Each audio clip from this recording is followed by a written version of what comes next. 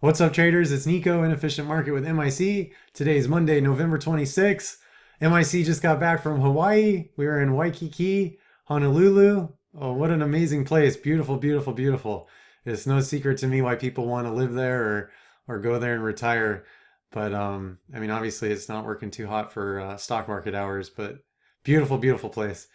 We had a great meetup there. Got to meet a bunch of traders from the islands, and there's really really nice people.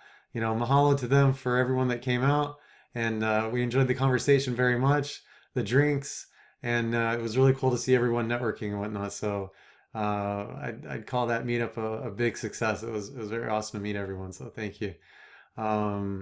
Yeah. So let's see. Kind of a long weekend for us. So getting back today, I was trying not to get ahead of myself and put myself in the hot seat too early. I was trying to be patient. Um, and I traded one name today. This is my trade recap for that name. I traded SPEX. Before we get into it, I'm not licensed, I'm not registered. This is not investment advice, even if it sounds like investment advice. I'm just sharing with you my trading for today. So if I pull up a chart of SPEX here, before we get into that, we can check out the daily. So what happened was in pre-market for me today, I just was like, oh, sweet, RSLS is gapping enormously, giant pig. Like, I was getting so excited until I tried to locate it and I realized I wouldn't be able to short it all day. Same story for ANY, same story for ABIL. Just couldn't get shares on anything today. So I was like, all right, well, I can't be chasing stuff and getting frustrated and trading as a result of me being frustrated. I can't get a locate on anything. So I'm just gonna chill out and wait and see what happens. That's cool. I don't have to press buttons every day. If something, hopefully something will set up and show itself. And eventually in chat after the open, someone in chat said something about SPEX, and I was like, oh, SPEX, man, I haven't seen that ticker in a while. That's a fond one. That's a name I'm fond of. Let's pull up the daily chart. So I did, and I saw a big downtrend, and I was like, wow, this thing gapped up pretty nice, decent gap on it, had some meat on it. Let's see what's going on here. So when I pulled it up, I actually, whoops, was looking to see what happened when Specs was having some recent gaps or how it was responding. And you'll see, excuse me, and back in March that we had a big gap up and it just giant tall wick gave back most of the candle, and then the next day just right into the gap and just big gap down on the following day, just gave it all back and more on the days coming. So that's cool. Went even lower, that's fine. We're on the daily chart. And then later on we saw this day. So this was back in June, middle of June, big run up day, and it just gave it all back and top wicked. Here's a day with some volume down here, gave it all back and more, and then kind of closed, even on the day. A lot of wicks here. Some of these days have bigger volume. Here's a day with a wick. Here's a day with a wick. And most recently here in early October, I didn't actually remember this in early October, so I'm not sure. I must have missed this move. I don't know why this was up. So that was a mistake I did this morning when I was checking to trade this. I should have looked at the catalyst for this day's move. Obviously, a lot of volume came in on this day, so I assumed there was a catalyst, a PR, a filing, or something, some reason that this gapped up so big. So curiosity is going to kill me when I'm done recording this. I'm probably going to look it up just to see. But yeah, I mean, here's a day and it gapped up big. I mean, big gap from $1.05, or it closed at a buck, a little over $1.01 looks like, and it gapped all the way up to 1.4s, ran to 1.55, and then just looks like we got the fade the rest of the day. I'm assuming just by looking at the daily candle without looking at the intraday chart. But yeah, so if we press in, and today we got a big gap on today. I guess not that big of a gap. Looks like we gapped up here. So Again, I didn't see this in pre-market, so it wasn't the gap that interested me. It was the fact that after the open, someone mentioned it. I think by the time someone mentioned it in chat, it was already in the 1.2s up here. And I was looking for the catalyst to see where's all this volume coming from? Why is this up so much? Why is this up so much? And if we check out well, I guess before we check out the daily chart, I couldn't find a reason, and I came across my emails, excuse me, and this is what I found. I found 4 emails. Let's put me over here. And one of them, now these are all 4 newsletter subscription alert services, if you will.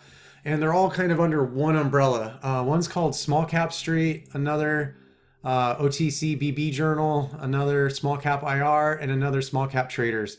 And these newsletters are free for those that don't know. I had a lot of people message me in chat today, and they were asking me how I knew it was a pump, an email pump, and that kind of thing. So I'm going to stretch this out so you guys can see the URLs here. Once with these URLs, you can come here and click subscribe and sign up. So this is Small Cap Traders. This is Small Cap IR.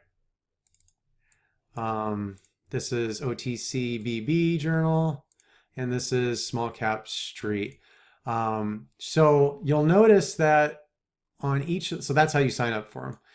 Now you'll notice on each of the 4 of these, as I click through these, the content of the email doesn't change. It's just this banner here changes. So there's this one, look at the content, that one banner changed, but not the content, that one banner changed, but not the content, and that one banner changed, but not the content. And so yeah, so right when I saw 4 emails in my inbox, I never unsubscribed to these, but I never unsubscribed to these, but this is from years ago when I was interested in pumps. And these are 4 that I signed up for under the same umbrella. And the reason I signed up for 4 of them was because you could get one faster than the other. So I think each 4 of these emails that were sent to me came in at different timestamps. So I got one of the 4 the earliest, then another one, then another one, and then I got the 4th one the latest. I don't recall which of the 4 was the earliest and which was the latest, but I signed up for all 4 of them so that I could get one before the other in case I wanted to buy the pump. But I don't play that game anymore because now I'm just looking to see if I can short it. But I mean, well, I haven't even been interested in studying or following or tracking these email pump jobs anymore, because the newest thing or the latest thing that's more active is, chat room pumps, a name alerting, a chat room alerting a name, a ticker, and then you get a whole bunch of wallets chasing it and buying it, and all these guys with weak hands trying to make a quick buck, and it's just really easy to shake that tree. So that's kind of the thing that's more important to me now. I kind of thought email pump jobs were dead. Paid email pump jobs were dead. I didn't think that was a thing anymore. But apparently that's a thing. It's also a combination of what market we're in right now. The market received this SPEX move pretty well, and people started, traders, momentum traders started adding to the demand and create, trending and getting that move going. So it's a combination of the two and maybe some other stuff. But anyways, that's how I found out it was a pump job, a paid pump. I opened one of the emails, and they're all the same except for the banner at the top. Like I said, I did a Control F and typed cash to see where I could find out how much the pump was, they were paid to pump. And it says right here, SCS LLC has been compensated $25,000 cash via bank wire by Horizon Management Consultants LLC for this week's coverage of SPEX. So there it is. Now you know it's a paid pump. So I think they have to disclose that kind of information in their advertisements. And they tell you it's advertisements too. In their disclaimer at the bottom, all the fine print, they say our reports releases are commercial advertisement and are for general information purposes only. We are engaged in the business of marketing and advertising companies for monetary compensation. Never invest in any stock featured on our site or emails unless you can afford to lose your entire investment. Aha. Aha. Aha. How many longs today used a scanner and found SPEX moving on momentum and volume coming into it, gapping and running, and they go, I'm gonna chase this. This might have some more up room. Let's see what this is up. And they don't understand that this is even a paid pump. How many? What? I don't know. I don't know. It's kind of one of those questions. I'm just asking. I'm raising the question, but I don't really know. But I bet you it's too many. I bet you there's a lot of longs today that bought this and they didn't know it was a paid pump. They didn't know it was a paid pump. And that's why it's so important. That's part of the edge in this game lately is knowing, in this case for today for SPEX, for me, it was knowing this was a paid pump. On any other day, it's knowing when a chat room alerts a name and gets it crowded and gets a whole bunch of wallets to buy it up and chase it. A whole bunch of weak hands looking for a quick buck. That's the edge, is knowing when that's happening. Understanding the catalyst for a move. This is very, very, very important stuff, whether it's, because there's a PR, because there's an SEC filing, because there's, whatever it is, or because it's a paid pump and a whole bunch of emails were sent out and wallets started chasing it, or because a chat room started alerting it and a whole bunch of wallets started chasing it. This is advantageous to know this information. So as soon as I figured out this was a paid pump, and by the way, I figured it out late. I only figured it out when someone in chat said it was. And I found these emails, and like I said, this thing was already in the $20s. We'll check out the chart pretty soon here, or maybe we'll check it out right now. So I didn't even read this stuff, I don't bother reading this hype language. I already know it's a whole bunch of hype nonsense. Maybe some of it's true. Maybe some of it's a spin on the truth, or it's based on the truth. Maybe it's all fluffy fluff, or, I don't know. I think they say in the disclaimer, let's see if I can find it really quickly. Let's see, correct? No, accurate. Here. The information contained herein is based on sources which we believe to be reliable, but is not guaranteed by us being being accurate, and does not purport to be complete statement or summary of the available data. So these guys are basically like, hey, we're an advertisement, we're paid to do this.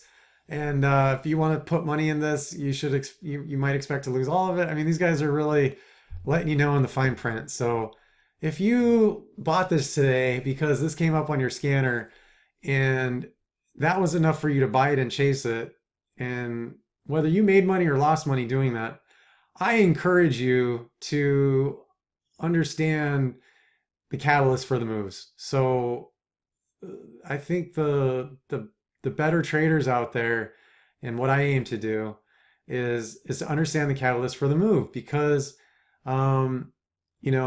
if you're buying garbage but you don't understand why it's up, that's bad. That can be a bad thing. That can very, very, very easily, you can put yourself in a very, very bad situation. So yeah, so anyways, I hope I don't know, hopefully some people out there can understand this now, and that helps them.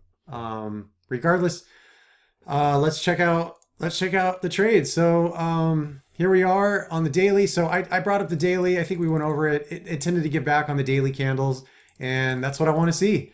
So a couple things. It's a paid pump. It gave back moves on the daily candles. It's up. It gapped. I mean, this is all good stuff. I got to locate on it. I didn't see anyone talking about it. It was a paid pump. Maybe I missed it on Twitter. I was the first person to announce it in chat. So that was kind of another edge. I don't know how to do fingers it's like doing stuff in a mirror. But these are all things kind of putting the trade idea together. And I get my locate, and now I'm like, all right, day one, what kind of market are we in? I mean, some stuff has been running on PRs, legitimate stuff, but I mean, this was a paid pump. So even though this is day one, and I mean, the daily chart and all this stuff I put together, I'm like, this is stupid. I'm just like, yeah, I'm going to short this thing today, but I'm going to let price be my guide. I'm going to see how high we can go, and see what happens, see what I can do on it. So that's what I did. Let's check out the intraday chart. Excuse me. So yeah. So we gap up, we push, we start trending. And we get some volume coming in after the open, and I mean, a nice move. It's a nice 20%, 25% move, or more than that. That's just from the open. I mean, that's more bigger than that with the gap from 88 cents yesterday's close. That's where this dotted green line is. But you know, we press up here, and we get this crazy, stuff candle, nice wick on top, big volume, and I mean, big top wick. So we fall back into the range and fall down to test VWAP. So we clearly had an issue up here in the 1.2s. It basically price rejected 1.2s, and we fell back into the range. It closed down near VWAP and 1.14, 1.13. And price held though. Price held. We went up and tested a bit again. Did another wick. Got some not so great candles, but it kind of looked like there was an issue here. We go to stand up and press on highs again, and we fail. We get a big volume bar, and we fail, and we wick. Come right back into that range, right under 1.2. It's definitely looking like this thing's got some supply up here. It cannot stand. There's not enough demand at these levels. And the supply comes in and takes us lower, and we fall back into the range. Now, it didn't actually happen though. We did end up pressing higher and closing higher. So you'll see that from here, we kind of set the range at 1.2. Price cannot close above 1.2. We just get wick, wick, wick, wick, wick, wick here. It clearly can't hold 1.2 on the minute chart until we get here. This part's kind of like, oh, okay. When you see this, it's like, oh, all right, we stood up. So I got some okay volume. It's better than this bar. Clearly not like the stuff bar, volume on the stuff bar, but we stand up, and this is the first time we've closed this high on the minute chart. So it's like, all right, well, maybe this is going higher. I don't know. And we're in trend. We got higher lows here. We got higher lows. We do have kind of a sideways, wedging thing going on here, but I didn't. This is where I started seeing it, and I didn't short it here. I wanted to wait. I wanted to see if we get higher, just for the sole reason is I wanted more meat on the bone. I wanted to see if it could get up there. I thought the fact that it was a paid pump, but also I mean, clearly it had influence, and I mean, here we are trending, so it's working. But it's just the market we're in. I mean, RSLS today, ABIL. I mean, BOXL, or what was it? BOXL earlier in pre-market, RSLS in pre-market, ANY. That was today. What was Friday, or Thursday, or Wednesday? I guess Thursday was Thanksgiving. Wednesday was ABIL. I think also ANY. I mean, it's just the market we're in. Names are just low floats, and micro floats are. I mean, these markets are moving, and it's just the market we're in. So I just was thinking I'm gonna exercise patience. I'm not gonna jump the gun here. Now I could have taken the short and cut it off if it didn't work. Let price be my guide. I just opted to stay away from it and see what it would do, and see if price would, see if it would go higher. It actually didn't before it went lower, and we fell back into the range and tested VWAP. So this candle where we test VWAP, we did get some volume coming in. We get under VWAP a little bit, but we hold here, and we kind of maintain these lows here, kind of still lower, higher lows here, which is good. I mean, it's not like this trend, but it's still there. It's still there. We're going here.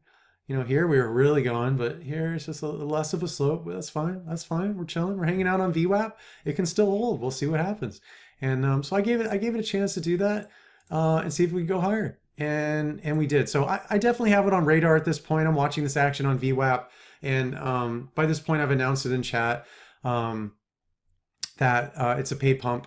And we get a low volume hold here on VWAP, and we go higher here. We get some volume coming in. So we get some nice demand here.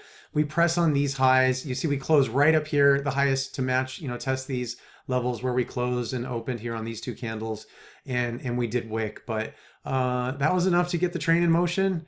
And the next bar, it was just beautiful. And when I saw that next bar, that's when I got excited, because I knew now for sure I'm going to short this thing.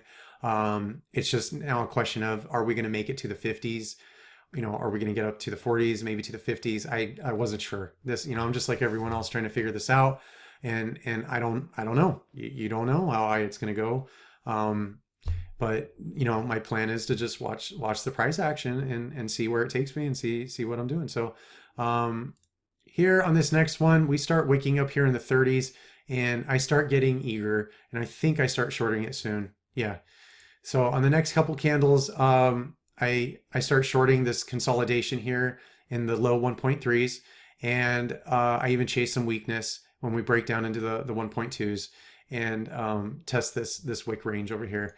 But I was a little early, and we get this candle, and we get this kind of lower highs down here before we close higher on this candle, and I even put more on, and I did get bigger, and we got a little more volume here, but we pressed up on this range, and I was trying to figure this out. So once we got this candle, I was like, okay, cool, whoops, sorry.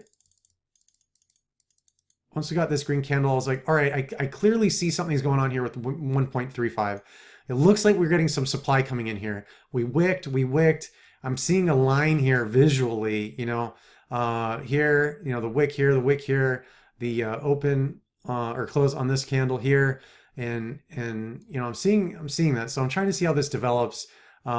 We get this failure here. This is good. It takes us to the bottom of this range, the 1.29s. From we're kind of range bound, this 1.35 and 1.29 area, and that's where the stock's moving. But when we got this candle, it's kind of a low volume, but I was decent size here, and I wasn't scared of the pump, the potential for the pump. I was concerned about the market that we're in, and I ended up taking some size off here. A good amount. I think I actually even took most of my size off here because of the market that we're in, and I felt like we were getting a reclaim of the low 1.3s, and I thought we'd start pressing on 1.35s, and I wasn't sure if it'd be too late at that point for me to hit some offers and get out, and maybe I have to cover in the low 1.4s to get out my size and that kind of thing. So I started protecting myself here, and I'm trying to get a read on it. And then we kind of got stuffy on this candle. When we got stuffy on this candle, we went and tested the 1.36s, and we fell back into the range. I was like, that seemed like a red flag to me if I was long. It just the bids weren't able, the demand wasn't there to quite sustain the move up to 1.36s and test higher. So I put a good amount of size back on here, and I added here. And then we got this next candle. Again, I'm trying to figure this out. I'm covering more. I'm thinking it's holding. I added it on, and then we went lower, and I covered. I thought this would be the reason I did, excuse me, is because when we have a situation like these wicks, it's like it jolts up and comes down. It jolts up and comes down. It can't hold it. So I was thinking kind of the inverse is true. So when you break, that resistance, when it becomes support and prices above it, if it breaks down into this wick range down here, I was thinking it might snap back, and I might still get a better shot to short it if we maintain higher lows here and we stay in trend. So that was the idea. Sometimes it works, sometimes it doesn't, and it ended up working. And we did go higher, and I started building my short position again here.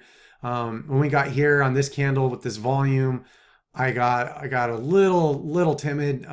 Just again, given the size I have on, I didn't want to experience, I don't want to be covering in the 40s if I'm too late. Once you get a rip candle, and I'm like, oh, okay, now I definitely need to get out and that kind of thing. So I'm trying to anticipate it. I took some off here, but on this candle, I put it right back on, and now I'm starting to see that, what, this was a good thing to happen. This candle came up, we wicked, and we stopped here, and we went right back into the range. So this price is now respecting this issue here. Now the thing is, on the tape here, this is when I started to see the mid 1.3 seller in here, and he wasn't showing size, but you could see size going off on the tape, and there was a seller there in the mid 1.35. So I started adding and getting bigger. And we broke down into the 1.3s and below, and I added to winter some more, and I got bigger, even lower. And I got a really nice average here. I think I've got a 1.33 average at this point.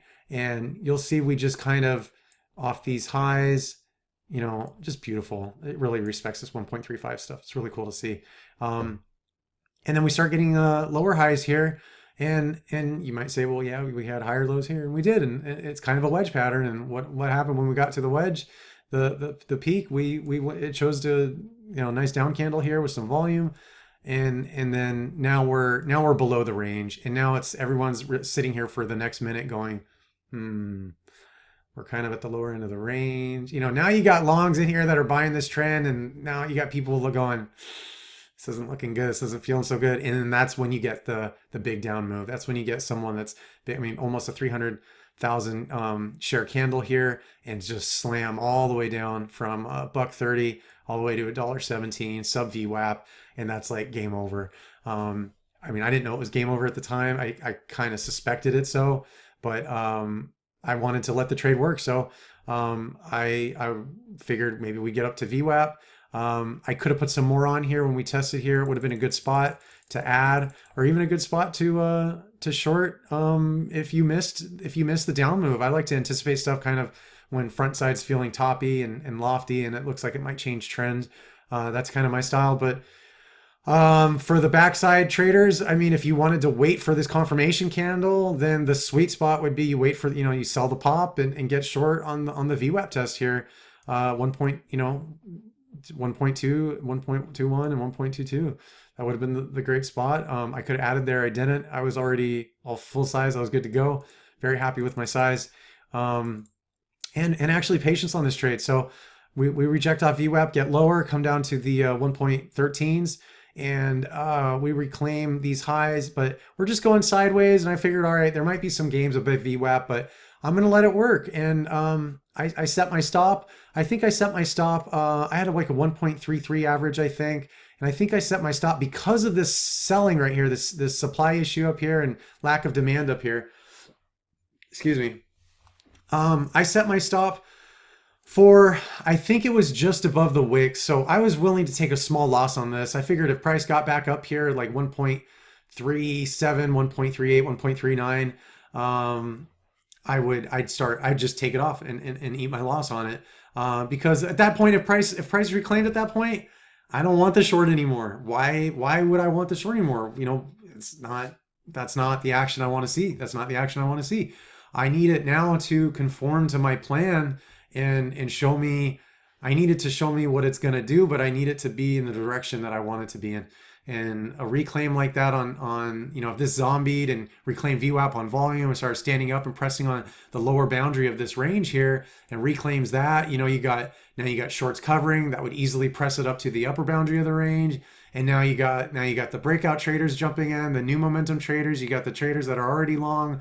They're buying more demand. They're getting more demand, trying to squeeze the shorts. You got the shorts covering. It's more demand. They're trying to get out. It's just, that would be nasty. So I had stop market orders there. I use stop market orders. They're the only market orders I use because if I'm gone at dropping my kid off at daycare, if I'm stepping away from my trading rig for whatever reason I got a position on, I'm not messing with a stop limit order. I need to make sure I get out. And if that requires a little slippage, so be it. I'm good with it. So I'm using a stop market order because I need, if I'm not there to make sure, I need to make sure that I'm getting out when it hits my trigger price, my stop loss price.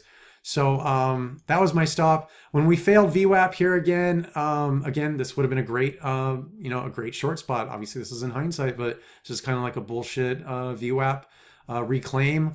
With some okay volume, but it's just, where's the move? It just never made it. It never made it up here to the high 1.2s to test this range up here again. And we failed back. And I remember when I was watching the tape, it just, you could see the candle's gap. Look at the gap in the candles down. It was just bidless. It was like butter bids. It was just like, whoosh, whoosh, whoosh. Where were the bids? Where were the bids? There's supply came in and went to look for bids and they had the gap lower to find them. Jesus, man. So yeah, that's what happened, and then we do another VWAP test. That's fine, but I'm being patient on this thing. I'm waiting for this to work out. I'm waiting for this to show itself. You know, is this going to reclaim VWAP and carry on for the day? I mean, the pump job said it was a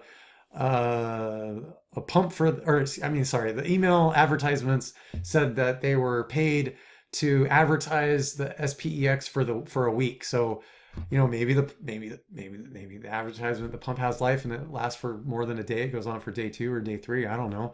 I'm letting price show me, but I got a great average. I feel like I hit the top. I've got a really nice average on it. So, really nice average with good size. So I'm just patient. I'm like, you know, this has reason to come down. This is a paid pump.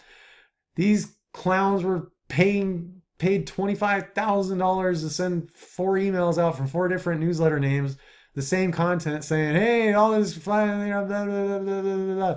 Yeah, this is great stuff. Well, yeah, it's a whole bunch of foo-foo. So, yeah, so I was just trying to let it work and see how low we could go. I had a dollar in mind. My plan was a dollar.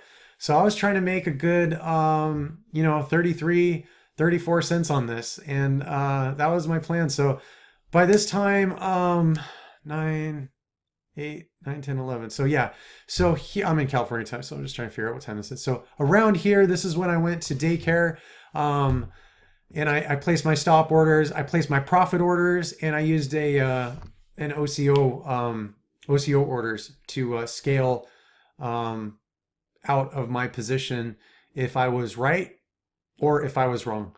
So we should, very useful to do that for the traders that, you know, have day jobs. They can't put a position on. They don't know. They can't monitor price all day. They can't babysit each tick by tick. They're not there to, you know, react when the market has a big jolt that they're in, that kind of thing. So for those that don't know, check out OCO. One cancels other. Is very, very useful to people that have to step away when they're trading and want to leave a position on. So yeah, that's what I did. I went and took my kid to daycare, grabbed a mocha, hit the drive-through, and by the time I got back, I think we were down here and we hit a low of 1.8, and I was like, yeah, I know it. Come on, get me at a dollar. Come get me. I'm patiently waiting for following my plan. Get me at a dollar. But we don't. We kind of bottom there. We go higher. We go back into the range, this range here from the 1.13 range. We hold these lows and we kind of reclaim it and go higher. We start trending off the lows, higher highs and higher lows here, but that's fine. That's not necessarily enough for me to get out. I'm just waiting to see, you know, this thing could fail at any moment. It could also stand up at any moment, but this thing has reason to come down. So I'm patiently just waiting for this to work, and I'm patiently waiting to see if my plan's right and price will take me to my plan of covering out at a dollar and near a dollar, get my covers on. So we failed the 1.6s. That's a nice candle, and I think we go lower from there. I guess we retest it again, but it struggled from that was the one I was thinking of. So it struggled with the 1.16s, and you know, it kind of putting in a sell spot here. Supply and not enough demand here to get above 1.16s now.